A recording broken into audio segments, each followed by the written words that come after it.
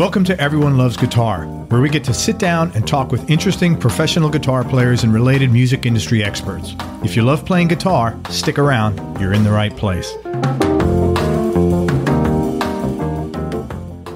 Hey, this is Craig Garber from Everyone Loves Guitar, and if you're a guitar player who's looking to make some more money, then listen very closely to what I'm about to tell you. If you're a guitar player, or any other kind of musician for that matter, or if you know a musician who wants to make some more money without having to tour or go on the road, or put up with any of the other BS musicians normally have to deal with, then you need to download this new special report about how to make a small fortune by licensing your music.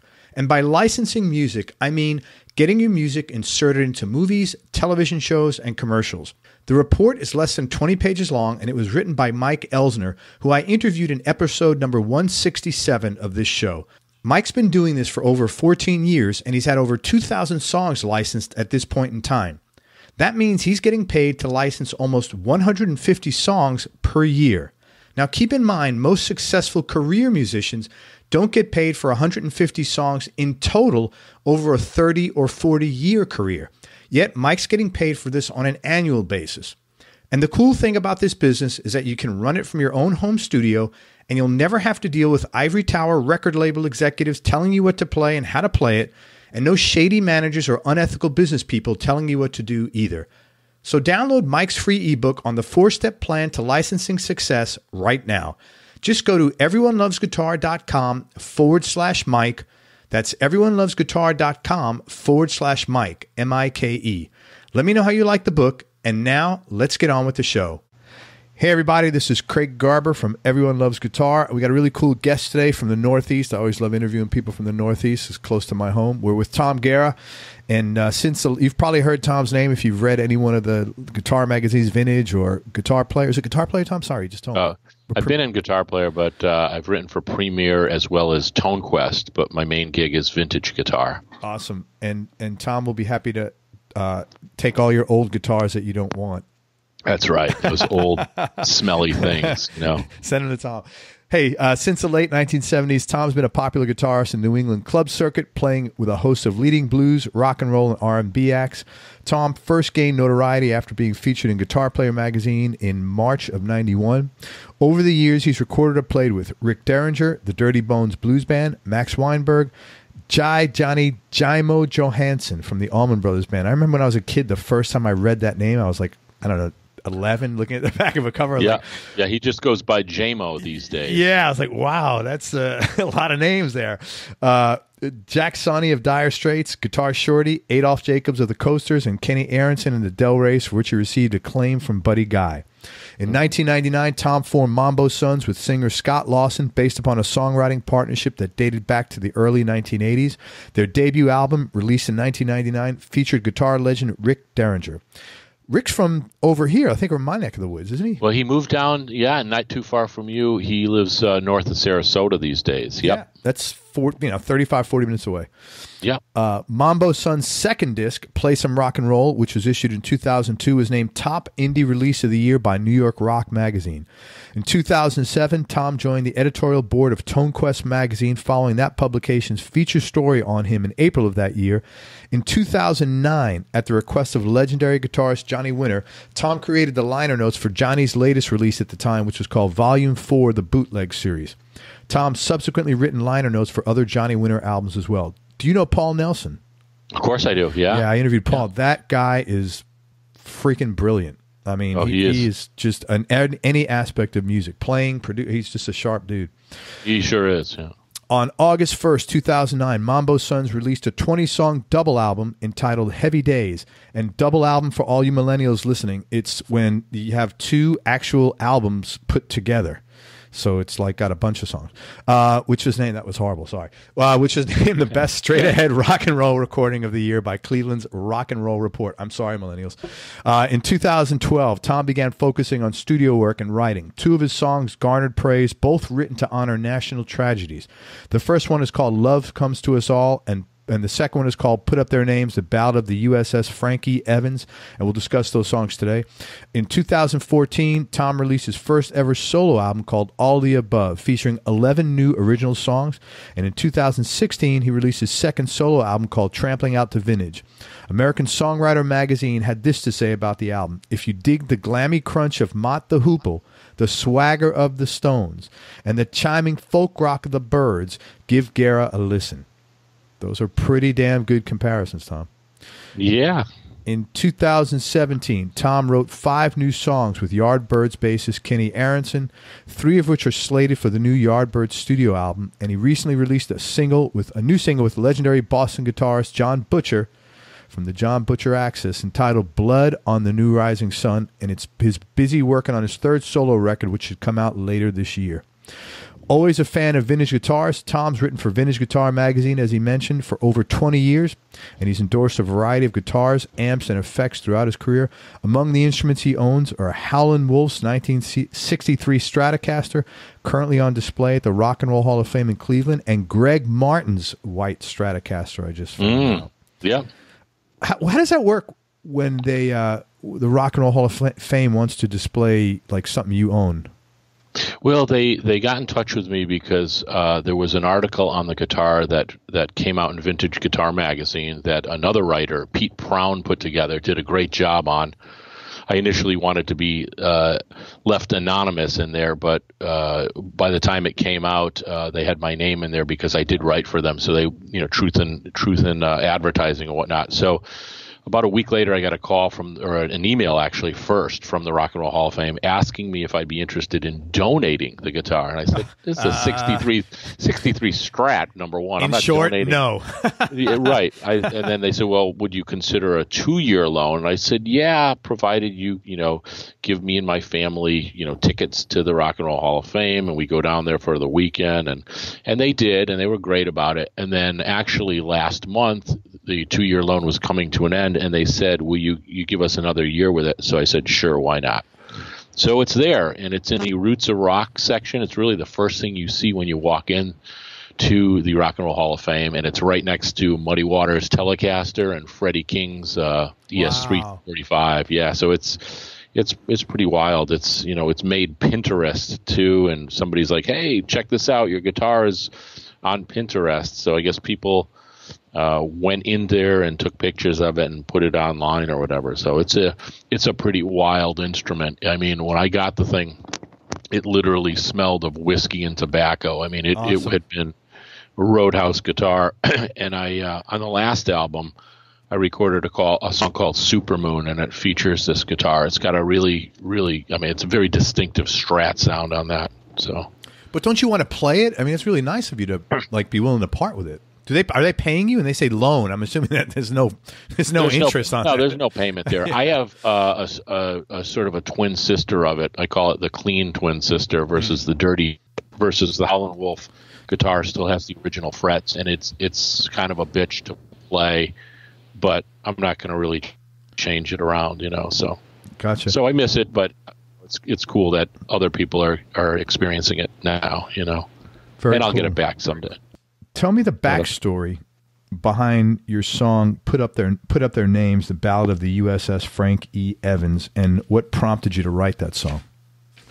What prompted me to write that is I've got a friend by the name of Bill Thibault, and Bill was on the Frank E. Evans, and one night he told me the story of what happened, and it was during the Vietnam War era. The Navy was engaged in a war exercise off the coast of Vietnam, and there was a collision where the HMS Melbourne, an Australian aircraft carrier, basically cut the Frank E. Evans in two and sent half of it right to the bottom, and 74 folks died, and it was a tragedy, and these guys got screwed because the government refused to put their names up on the Vietnam Wall, and I kind of wrote the song to increase awareness of it, sent it to some politicians, and there's still efforts to get these names up on the wall. So I had never written a tune that was like that before.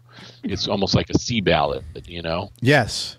So this was an accident that happened. I'm assuming the Australian boat accidentally to shred this boat in half, and Right. they just the government refused to honor these guys as Vietnam War heroes.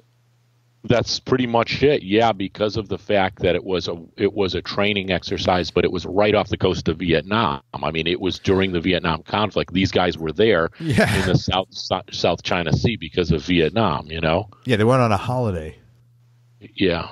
So wow, that's pretty. It was just another government injustice. Yeah. What kind of feedback have you gotten from both the military, the soldiers themselves, and from, if any, from any kind of governmental? I got a note back from Senator Blumenthal, and he appreciated the song, and he was, like most politicians said, he's going to work on this. And it did go before Congress several times, and they have yet to get these guys' names up there. In terms of the soldiers themselves, and I should say sailors, I've gotten literally hundreds of emails from folks that were on both the Evans and the Melbourne, the Australian aircraft carrier, who basically thanked me for telling their story and getting it right.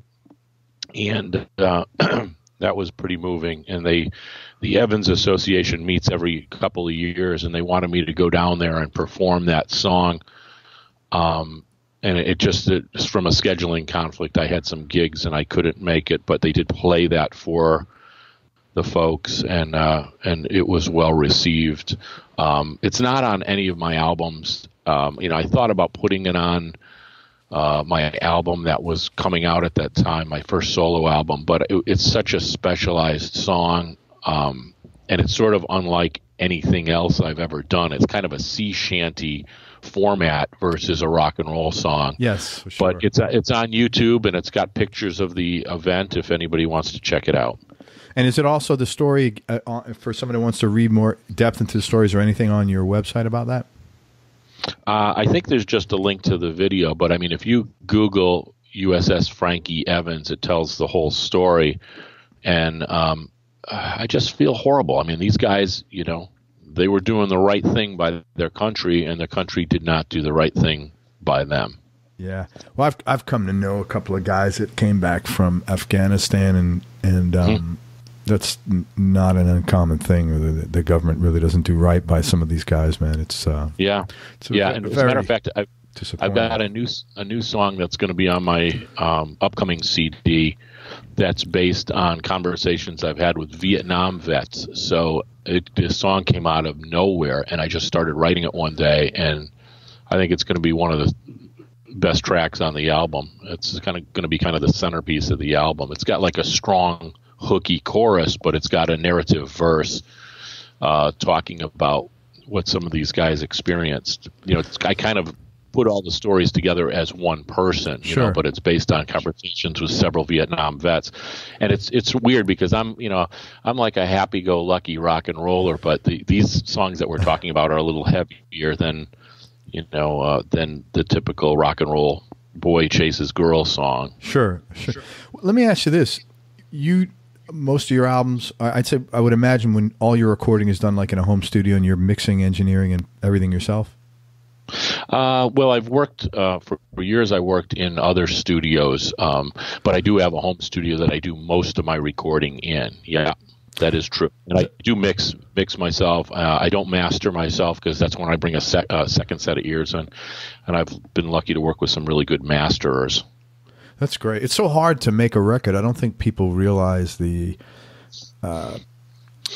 average person that isn't familiar with the process realizes how difficult it is and how many moving parts there are going on. So I really give you credit as an independent guy, not releasing one, but now getting ready to release your third album. That's a lot of, commitment and dedication and passion for your art, for your guitar, so I credit you, man. Well, I appreciate that. That means a lot. And I'm working with some great musicians, and all three of these have featured the same drummer who's one of my favorite drummers, Mike Kozak from Austin, Texas. And they featured great keyboard players Morgan Fisher from Mott the Hoople and Matt Ziner from Dickie Betts' band, and of course the great Kenny Aronson on bass. Kenny and I were working yesterday on a track, and he's really just bringing so much to the table from a bass perspective. I mean, his bass playing, like the best bass players, as he is a legendary bass player, kind of brings something else to the song.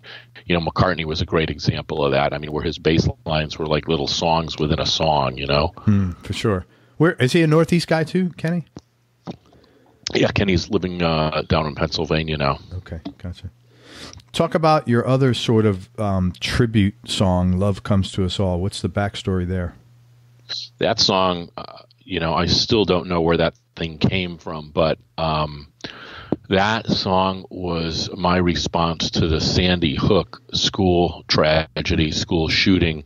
At the time, my son was in elementary school, and I'll never forget that day because I was at a Christmas party, and everybody's like, "You got to turn on the TV," and we turned it on, and it was just horrifying. And I had to pick my son up from school about 4:00, and I walked. It was the craziest thing because I just walked right into his school, right up to his classroom to get him. And I was thinking, wow, anybody can do this, after that happened.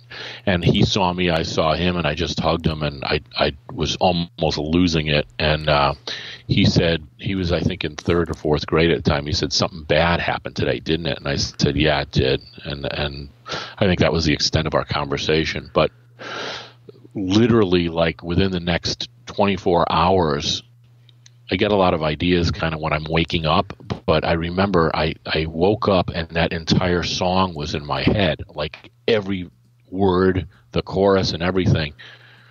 And I was really, really hesitant to put it out there. But if you've seen the video, it's a tribute. It's, there are certain things I'm not putting the faces of any of the kids or anything in the video, yep. But it's basically it was a song of support that got out there for the people of Newtown, Sandy Hook, and I got a nice note from the first selectman who had indicated, appreciation for trying to bring comfort to her people, and it was just when I released my first solo album, I already had that song in the can, and I was wondering, should I include it? And I kind of went back and forth because on one level, if you listen to it thinking about the Sandy Hook tragedy, it's kind of a tough song to handle. But I did include it on the album as the last song on the album, and the folks who didn't know what it was about commented they really liked the song. It had a nice feel to it and everything, and nice lyrics. Well, so be it, How far was that from where you live? Oh, it's only about 30 miles, I didn't think it was that far. It's nice that you put it as the last song too. It's like a proper closing, it's a nice place to put a tribute like that. Yeah, and the gist of the song is love comes to us all, and so that concept is it's something I believe in, and it is the overall theme of the song.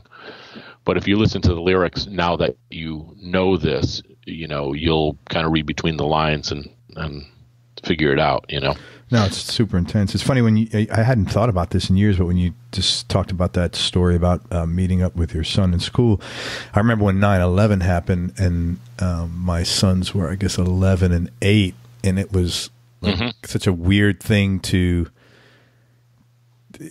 process on my own, let alone to have to explain or to little kids like that. It was really weird. I hadn't thought. Oh, and yeah, I'll never forget that too, because that's my wife and I were celebrating our 2nd wedding anniversary on that day, and we were up at Cape Cod, and we had planned on going out to dinner. We had made reservations a couple nights earlier.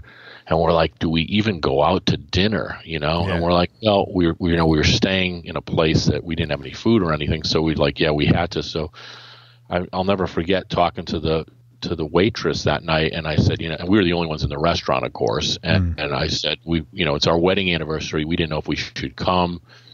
And she said, she's like, no, it's important. Love's got to go on or something like that. And And she was right about that, you know. But of course, every 9/11 where we're celebrating our wedding anniversary, you know, we now contend with that. So that is bittersweet, you know. Obvious tragedy. On the plus side, congratulations with 18 years of marriage.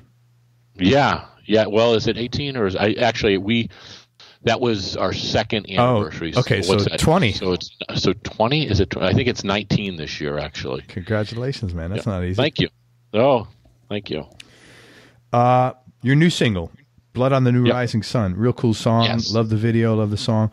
How'd you hook up with John Butcher, and what prompted you to put this song together? I've known John for a while now, and a good friend of mine, Jeff Keithline, who used to play with us in Mambo Sons, is John's bassist. So John got me involved when he was getting ready to release his latest CD, and just to hear the songs and, you know, kind of talk about sequencing, that type of thing. And his latest CD is excellent. It's called Two Roads East.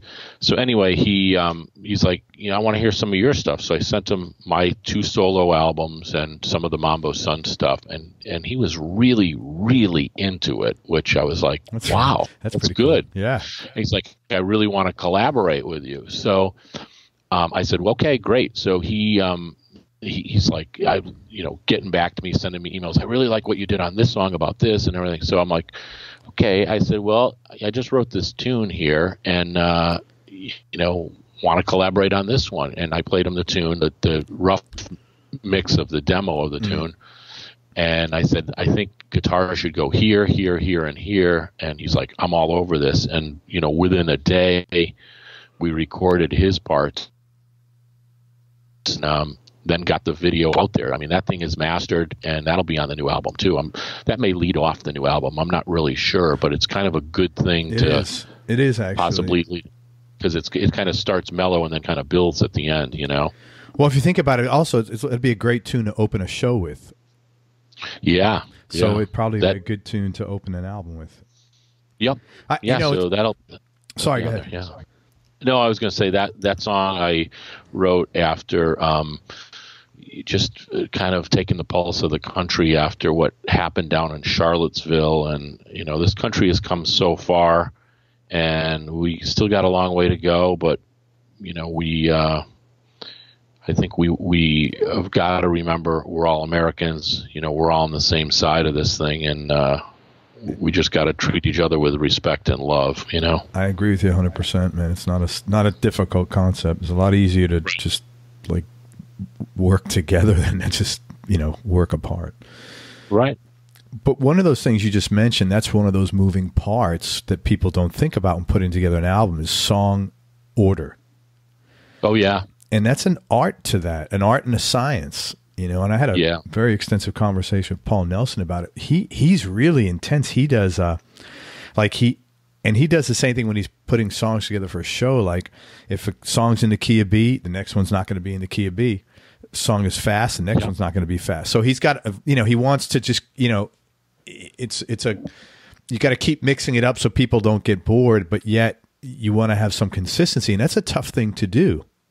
It really is, and I've always paid attention to that sequencing whether it was the Mambo Sons records or my own solo things, because you kind of want to bring people, you want to lead them along, you know, considering that some people still listen to albums end to end. That's where my wheelhouse is. That's where I'm coming from. So, you know, and a lot of folks just listen to songs today, the whole MP3 phenomenon, but I like to have a flow to something. My last CD, I ended with a piano ballad, and called "Hard to Love," that featured Morgan Fisher, and so it worked like that. The CD kind of builds and builds and builds, and then there's sort of the release of this piano ballad. Still has some kind of rock and roll guitar in it, but still it's sort of a relatively mellow song compared to the rest of the CD. You know. Yeah, it's an important consideration, though, for sure. Yeah, absolutely. Do you tend to write more songs? Like, these songs were written that we discussed today, the 2 of the 3 of them anyway, in response to an external thing. And I was curious if most of your writing Does it come in response to external things, or is it, thoughts and emotions going on inside of you, or both? Or it's really both. It's just kind of, I believe that everybody has the antenna, and you keep them up, and you just come up with ideas. At least that's the way it works for me. And you save those ideas. I'm constantly writing stuff down.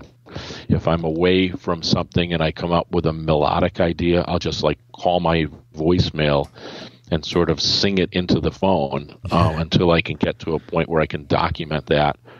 But I've written a lot of songs that have been sort of internally based, more philosophical or whatnot. So it really, there's all types of inputs and all types of ways to write. And, sometimes I write around music too. I mean, lyrics come first on some songs, but not all of them. Okay. So sometimes the music comes, sometimes the lyric comes. That's right. That's interesting.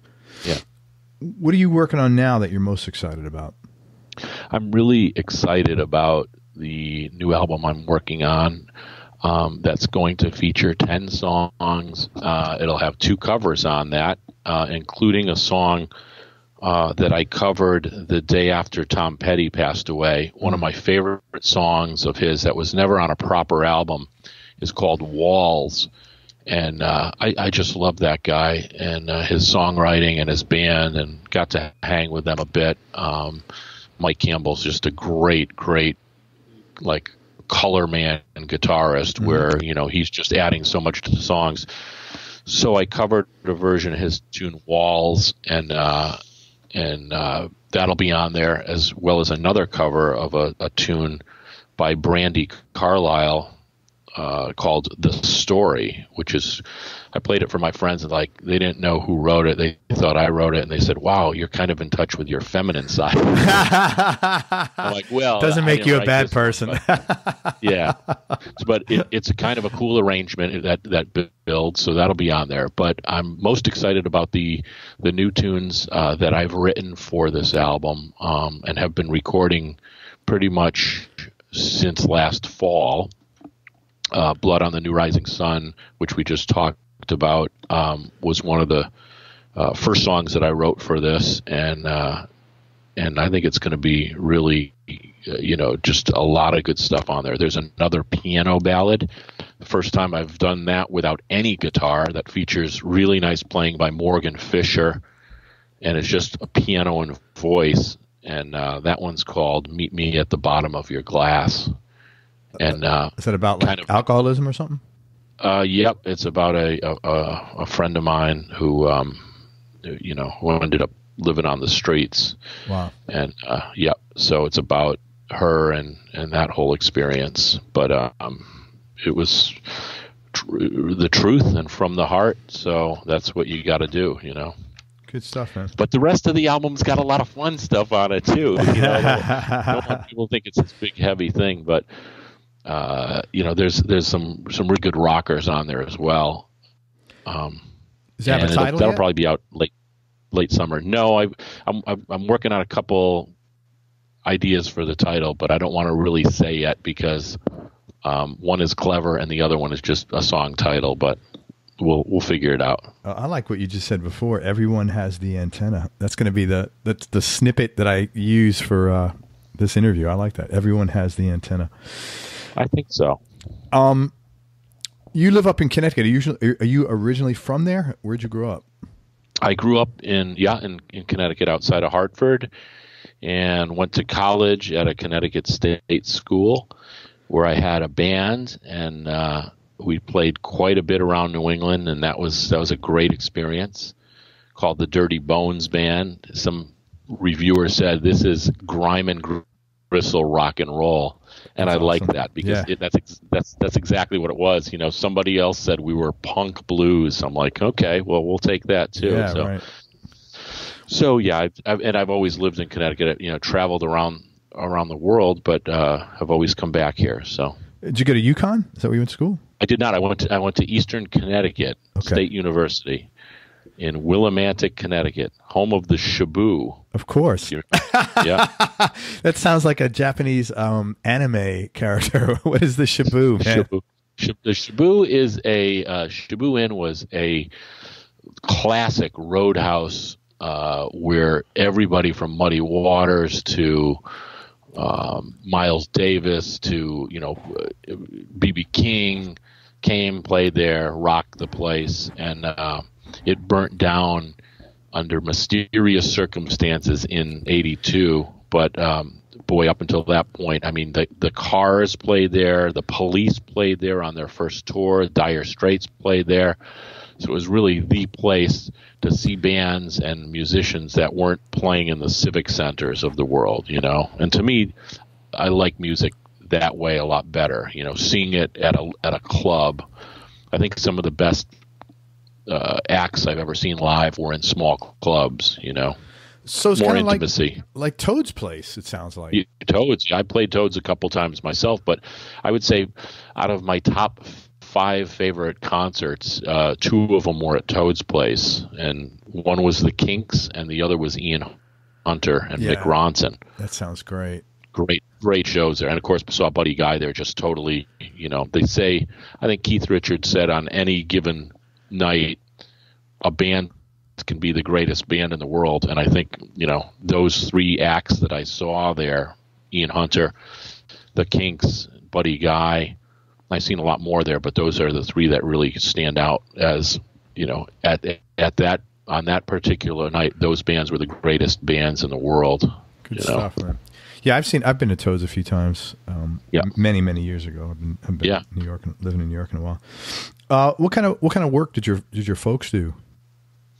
My mom was a teacher, and she taught for many years till she retired. And my dad went to school for art. He and today, now that he's been retired for 20-something years, that's what he does. He paints, and he's really super talented as far as that.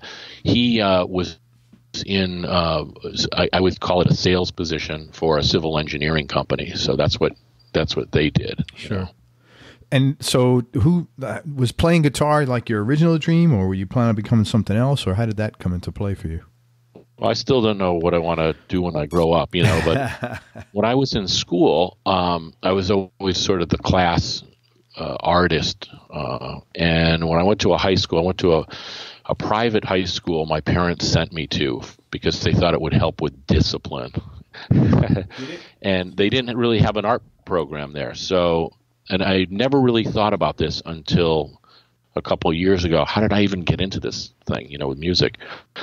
And I think there was some sort of artistic need there that had not been fulfilled, and I started gravitating towards music. I'd always been a big music fan, but really didn't start playing till my freshman year of high school. And immediately started playing the bass and played with an Elvis tribute band for the first year as a bass player. Elvis had just died, and that was kind of a hot thing. It's interesting you played bass. Yeah, I still do play bass, and I think I can, as a guitar player, I think I can play bass like a bass player. But I mean, there are guys that are just monsters, like Kenny. I was going to say, let's ask Kenny. Let's ask Kenny. But I mean, I know what I like, and I know the bass players that I like, and that's kind of like when I write a song, I'll typically have an idea for a bass part, and I'll lay that down as part of the demo just to give whoever ultimately plays bass an idea of what I have in mind, But yeah, that's kind of, and then I got into guitar probably the next year. I kind of moved over to guitar. My brother had a guitar that I picked up and kind of went with from there, That's cool. A lot of players I speak to got turned on to guitar by an older brother. Very common. And my folks were. I realize how fortunate I am because they are on the younger side, and they were in their was it 20s, in the 60s, I guess, and they really got into the Beatles and the Stones. My dad was into Dylan. He loved the Doors, and so we kind of always had some good music playing. And my mom was more of on the jazz side and blues, so that was very big in terms of an influence for me. Yeah, you sound like you had a really well-rounded musical environment that you grew up in. Yeah, I think I did, yeah. Hey, let's talk about gear for just a couple of minutes. What's your go-to guitar? I usually see you with Strats, but what's your go-to guitar right now, and maybe what other two guitars might round out your top three? Yeah, I would say my go-to guitar live for the past 10 years or so has been this white Strat that I have. It's a 63, not the Howlin Wolf Strat, but another Strat that I have that really just has a great fretwork on it. A friend of mine by the name of Jim Meridian, who sadly passed away last year, did a great fret job on there, and it's a cool guitar. I play that live. For the studio, there's another Strat that I use. It's a 1970 maple neck Strat, and for whatever reason, I always grab that thing when I'm in the studio, and it's, it always comes up with good ideas, I guess, or something. It kind of has a good feel. And then I've always, like Gibson's and Fenders. Mostly I've been a Fender guy, but I find myself grabbing like a either a Les Paul or an SG. And live I'll play either a Les Paul R9, which is the 59 reissue, or I've got an old 70s gold top that has factory P90s that weighs a ton, but it sounds great. So that's kind of a go-to guitar as well. That how did you get that 63 Strat? Is there any interesting story behind it? Or was that, I'm assuming you're not the original owner of that. No, I got that one. I called my friend Jim Meridian up, who had a guitar store outside of Boston. And I said, Jim, if you're, I had the Howlin Wolf Strat, and I love the neck profile on that. And I said, Jim, I'm looking for a 63 Strat.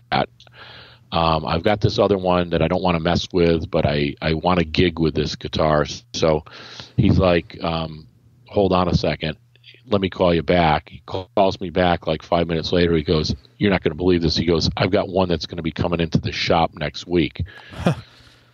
So wow, I what are the chances? Up there. It worked out really, really well. And we settled on a price, and Jim was always fair. And I said, okay, Jim, this is what I want. I said, I want, frets that are the same width but slightly taller, because it had the original frets and it was kind of beat fret wise. And so I did that, and it already had a 3-way or 5-way switch in it, which is fine.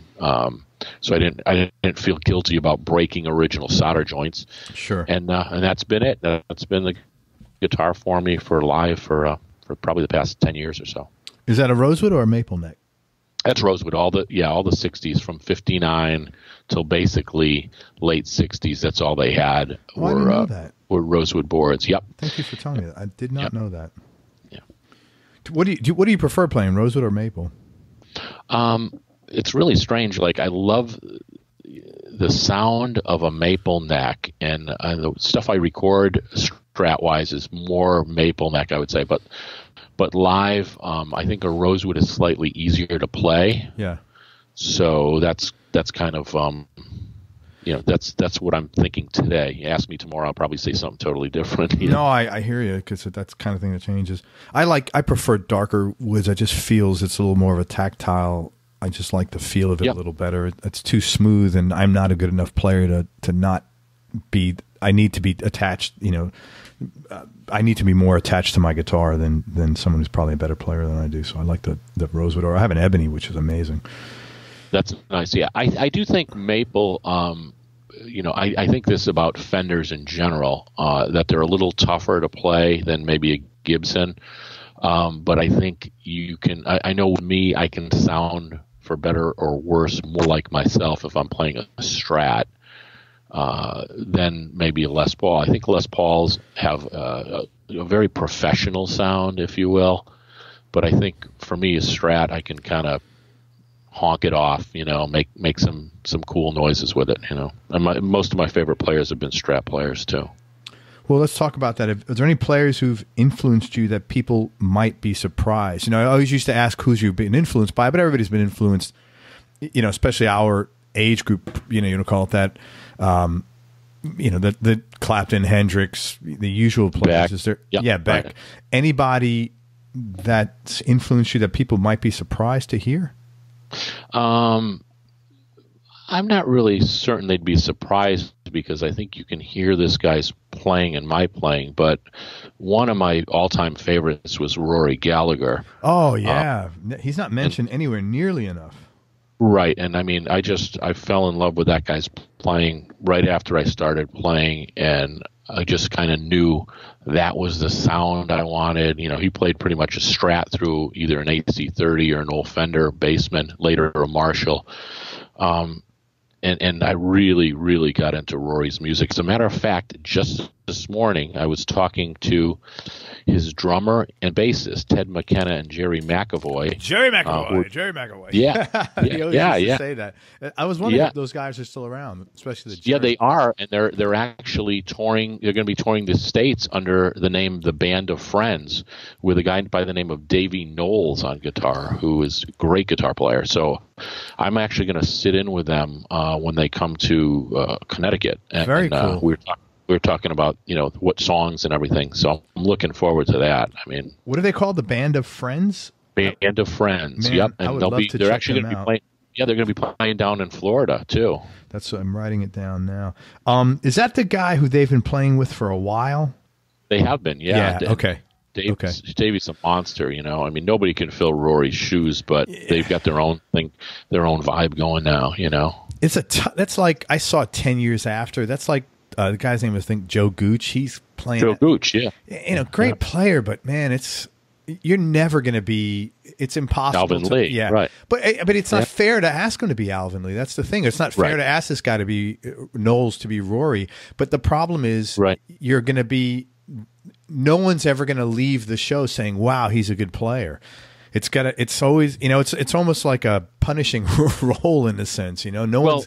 But I think this may be different than 10 years after. I think everybody's like, well, going to compare him to Alvin Lee, but because they're called Band of Friends, I think the association is less strong, I totally get it. That makes sense. Yeah. I'd love to see those guys. I'm going to look them up after I hang up we get off this call, because I'd love to see them. I wonder if they're playing in Skippers. That'd be a good place for them. Let's talk about. I want to be time sensitive. Let's get under the hood a little bit and talk about. Well, I want to ask you one more guitar question. Mm-hmm. You are obviously someone who's extremely passionate about the instrument, and you've really committed a tremendous part of your life, both in time and energy, and in emotions, towards building a life around that. And I was curious. If you can even articulate this, how does playing guitar make you feel, and what fuels this obsession and passion and love? I think nowadays it's different than when I started. When I started, it was all about learning technique and that type of thing. But that was a long time ago, and I think probably since the mid-'80s, when I pick up a guitar, it's usually to either write something, or if I've got a show coming up, it's to practice something that I wrote. But in terms of how it makes me feel, I think it makes me feel right. It makes me feel, it makes my head feel better, from all the day-to-day crap, that goes on, or the news noise that is in your mind. I think that's the only way I can describe it. Is it makes my head feel good. Cool, man. You had something on Facebook today. I was like really happy I saw that. It was like, would you please stop talking about the Facebook algorithm, something like that. But you worded it like, I was like, thank God. I mean, I just can't. It's just like one virus after another that gets spread. It's like. Right. And it's either a real, computer virus, or it's a misinformation virus. And the thing was, what these folks were trying to do by saying, please leave one word so you can remain my friend. It's totally defeating the aspect of social media that is great, where, you put something meaningful on there. Every single item in my news feed that particular day had this algorithm nonsense, and I was just come on. And what was interesting is the changes in the algorithm are only for affecting business pages. They have nothing to do with personal pages. Nothing, literally nothing at all. It's about business pages. And Facebook tried to position it like they're doing more to help the viewer, but no, they're doing it because they don't want businesses getting visibility unless you're paying for ad dollars, which is fine. But let's call a spade, man. That's right. And I think that, people sometimes get half of the story, as in this situation, Yeah, everybody's in love with being a victim. Right. What do you like most about yourself? Geez. Tough question, I know. What do I like about my most? What do you like most? I'm in love with myself. How the hell do you answer? What do I like most? I guess I like the fact that I can be satisfied, and I don't feel like I have this desire to keep I guess seeking approval or something. I mean, I think I'm comfortable within my own skin, if that makes any sense. And can I tell you that when I ask various versions of that question, the number one answer for guys our age is, I like the fact that I'm comfortable in my skin now. Yeah. So that's like Family Feud, the number one answer. But that is the most common. Right. In general, that's the most common theme of sort of like self-actualization of guys that are 50 and up. It's like, you know what, man, I'm finally okay with me, and I like that. Yeah. So and I mean, there's things I need to improve. Everybody needs to improve on, but every day is a winding road, as Sheryl Crow said. Every day is a winding road. Absolutely, man. How about the other side? You said things you'd like to improve. What's one thing about yourself you'd like to change? I think I am a hard worker, and I think anybody, getting back to our prior discussion, who's ever made a record, there's a ton of work involved. So I think it's keeping everything balanced. I have a tendency, if I'm working in the studio, I mean, if I had water and food and a toilet by, I could probably do it and not talk to any humans for 7 days straight. So I think it's a matter of keeping things balanced. That's always the challenge, is keeping things balanced, and making sure that the people who you love and you care about you are brought into any sort of creative work you're doing, or you're talking, you're communicating, because I think no man is an island, as they say, and there's a lot of truth to that. So I think so too. So you can't just lock yourself in the studio forever. Awesome. Good answer. I'm going to ask you 3 more questions because I know we want to wrap up, somewhat time sensitive. First one is, tell me something about yourself people would either be surprised to hear or might find a little odd. Might find a little odd or would find surprising. Well, here's something that you might find a little odd. The first concert I ever saw was the Partridge Family. Wow.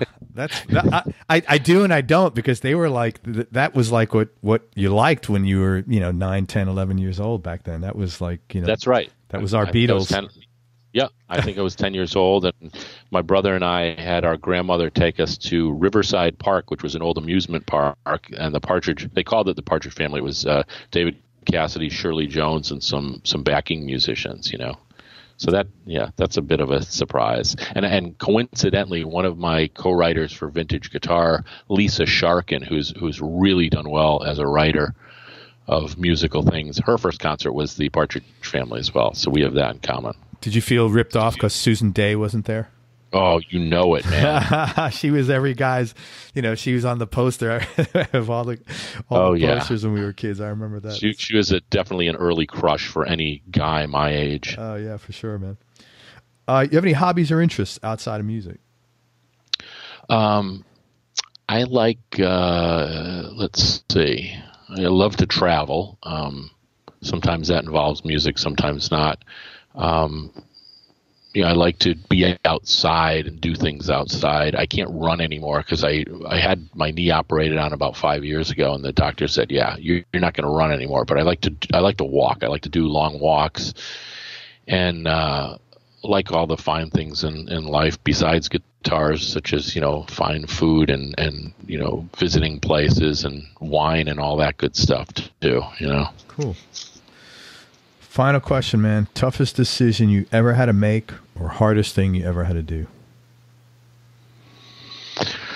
Oh, geez, the hardest thing I ever had to do. It's always tough when you're in a relationship and it's not working out, and sometimes you feel you have to walk away from something to survive. So there's been a couple relationships like that in the past that I had to walk away from because I think it was not in my best interest or health to stay in them. So I would probably say that's what immediately comes to mind. Well, thanks, man. I appreciate you sharing it. That is a difficult thing to do. Where can let's just tell people? I want to tell people where they could find you, and then if you want to say any final things about your last CD, Trampling Out the Vintage, we could do that. Mm-hmm. First of all, you could check Tom out on his website. It's Tom Guerra, TomGuerra.com. Tom Guerra. He's also on Facebook under Tom Guerra, and you could see him on YouTube. He's got a lot of cool videos. Again, it's Tom Guerra, Guerra. Want to talk a little bit about Trampling Out the Vintage and where people can get that? Yeah, they could get it from my website, tomguerra.com, or you can, if you're a downloader, you can get it from iTunes or Spotify or CD Baby. You can buy the physical CD on Amazon.com as well as my other CDs, either with the Mambo Sons or my first solo album, All of the Above, and you'll be able to get my new one, my upcoming one, in those same places. And buy them from Tom's website. Support the musicians, man. That's important to do. It's hard to, and no one's running a benefit or anything, but the reality is it is hard to make money in music nowadays. So, buy it from the platform that he's going to get paid the most at, which is tomguerra.com. Everybody should support, if you're listening to these interviews and you like them, man, support the musicians that are on there. It's the right thing to do. Thank you, Craig. Your check is in the mail for that. Well, make it a check from your website, not from the iTunes royalties. Right. Yeah, right. Hey, man, I really enjoyed talking with you, and I'm glad we got to connect. Any final parting words of wisdom? No, Craig. I really appreciate you having me on your show, and just keep supporting music and listen. And sometimes, great music is not on the forefront of what is commercial, but there's a lot of great music out there, so you got to do a little digging sometimes. Yeah, don't be afraid to dig, ask questions, and look around, and don't toe the party line. Right. Hey, everybody, thank you so much for listening. Tom, thanks again for all your time. I really appreciate it, and thanks for your candor and all your stories and being so sincere, and I wish you good luck with the new record coming out, and I'll look forward to hearing it myself. Everybody, I hope you enjoyed this interview as much as I did. Thanks again to Tom Guerra. Go to everyonelovesguitar.com. Sign up to get notified about future episodes along with some cool stuff we're rolling out. And remember, happiness is a choice. So be nice, go play your guitar, and most important, that's what it's all about, is having some fun. Till next time, peace and love, everybody. I'm out. We hope you enjoyed this show. If you did, subscribe to the Everyone Loves Guitar podcast, and you can do this online at everyonelovesguitar.com or on iTunes. And if you like the show, please leave us a 5-star positive review. The more 5-star reviews we get, the higher our show ranks, and higher rankings mean we get to continue speaking with cool, interesting guests on our show. We'll see you on the next episode, and until then, keep playing your guitar and have fun making music.